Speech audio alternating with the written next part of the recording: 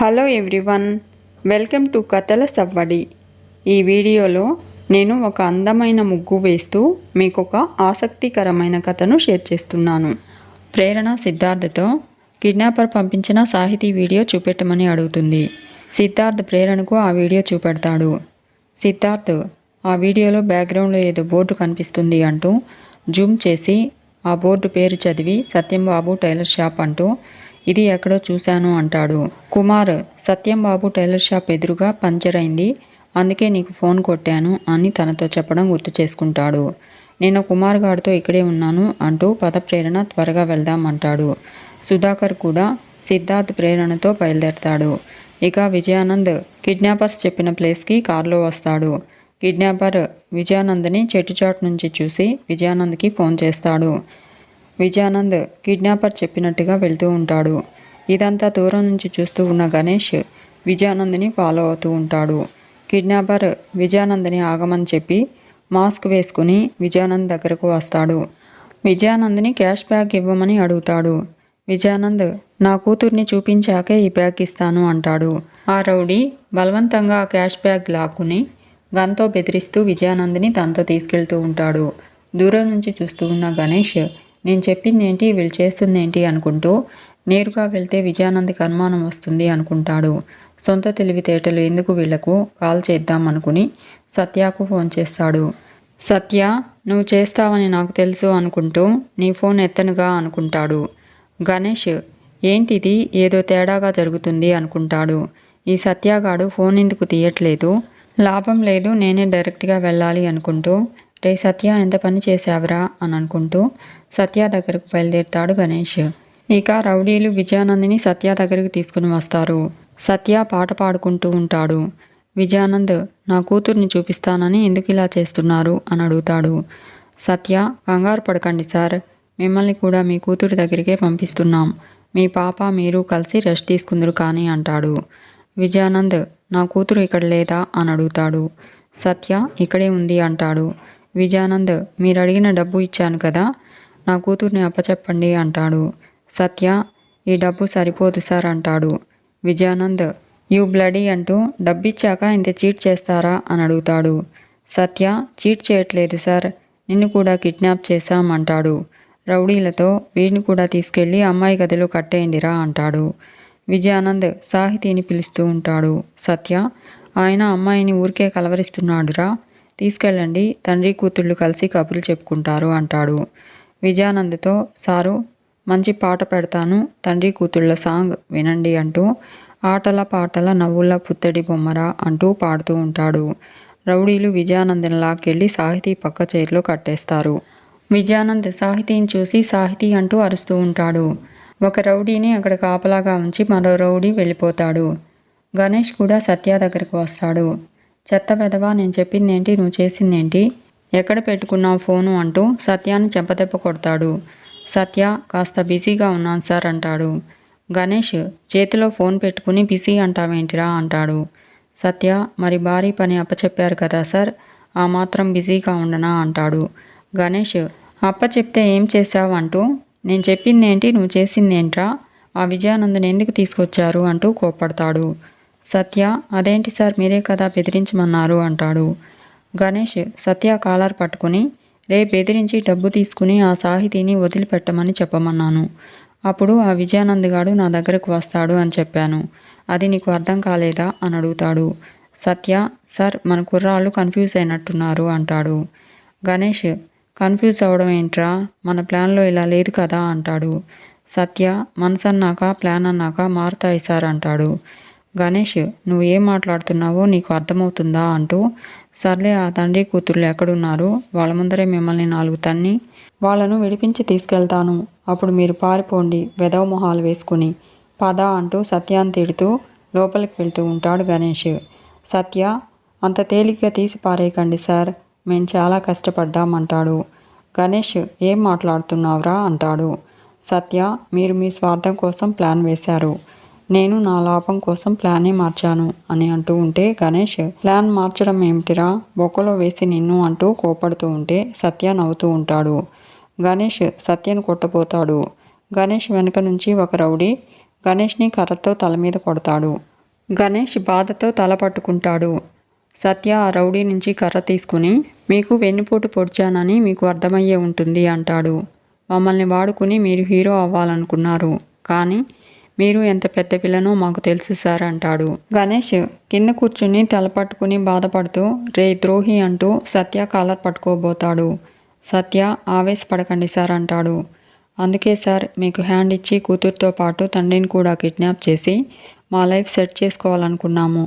కూతుర్ని కిడ్నాప్ చేస్తే తండ్రి ₹1,00,00,000 తెచ్చాడు. ఈ తండ్రిని కిడ్నాప్ చేస్తే ఇంకో 2 కోట్లు ఇస్తాడు. అందుకే ప్లాన్నే మార్చేశాను అని అంటూ ఉంటే గణేష్ ద్రోహి అంటాడు. సత్య మీకన్నా నేను ద్రోహిని కాను సార్. డబ్బు కోసం ఏమాత్రం చేయొచ్చు. ఈ ఒక్కసారికి ఇలా కానిద్దాం సార్, ఏమనుకోకండి అంటూ కర్రతో గణేష్ని తల మీద మరో దెబ్బ కొట్టడంతో గణేష్ స్పృహ తప్పుతాడు. ఇక సిద్ధార్థ్, ప్రేరణ, సుధాకర్ సత్యం బాబు టైలర్ షాప్ దగ్గరకు వస్తారు. ప్రేరణ బ్యాక్గ్రౌండ్లో షాప్ బోర్డు కనిపిస్తుంది అంటే ఆపోజిట్ బిల్డింగ్లో ఉన్నట్టే కదా అంటుంది. సుధాకర్ ఆ బిల్డింగ్ వైపు చూస్తూ డౌటే లేదు సిద్ధు, అదే బిల్డింగ్ అంటాడు. సిద్ధార్థ్ ఖచ్చితంగా అందులోనే ఉండి ఉంటారు అంటాడు. ప్రేరణ లేట్ ఎందుకు సిద్ధు, వెళ్దాం పదా అంటుంది.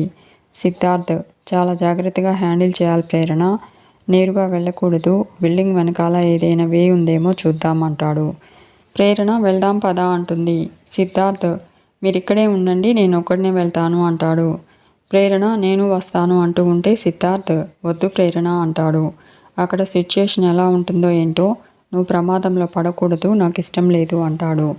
ప్రేరణ ఆ రౌడీలు సాహితీని కిడ్నాప్ చేసినప్పుడు చూసి కూడా ఎందుకు వదిలేశానా అని నేను ఫీల్ అవుతూ ఉంటే ఇప్పుడు నాకు ప్రమాదమని నన్ను రావద్దంటున్నావేంటి అని అడుగుతుంది. ఇక నాకేం చెప్పొద్దు, నువ్వు ప్రమాదం వెతుక్కుంటూ వెళ్తున్నావు, నీకేమైనా అయితే అంటూ నేను కూడా నీతో పాటే వస్తాను పదా అంటుంది. సుధాకర్ సిద్ధార్థతో సిద్ధు మంచో చెడో కష్టమో నష్టమో ఏదైనా జరగనివ్వు, ముగ్గురం కలిసే వెళ్దామంటాడు. సిద్ధార్థ్, ప్రేరణ, సుధాకర్ ఆ బిల్డింగ్ లోపలికి వెళ్తూ ఉంటారు. ఇక రౌడీలు సత్యతో గణేష్ని ఏం చేద్దామని అడుగుతారు. సత్య ఏముందిరా, మనం ఆ విజయానంద్ భార్యకో కొడుకో ఫోన్ కొట్టి డబ్బులు డిమాండ్ చేద్దాం. ఆవిడ భయంతో డబ్బులు తీసుకొస్తుంది, మన చేతిలో పెడుతుంది. తెచ్చిన డబ్బు మన చేతిలో పడే వరకు ఈ పోలీస్ మండేలోనే రెస్ట్ తీసుకుంటాడు. ఆ తర్వాత వీడిని లేపేసి ఆ డబ్బు తీసుకుని స్టేట్ దాటి వెళ్ళిపోతాము అంటాడు. ఇక సిద్ధార్థ్, ప్రేరణ, సుధాకర్ రౌడీలకు కనిపించకుండా సాహితీని వెతుకుతూ ఉంటారు. ప్రేరణ సాహితీని చూసి సిద్ధార్థ్కి చెప్తుంది. సిద్ధార్థ్ రౌడీలను వెనక నుంచి కొట్టి స్పృహ తప్పేలా చేసి విజయానంద్ సాహితీలను విడిపిస్తాడు.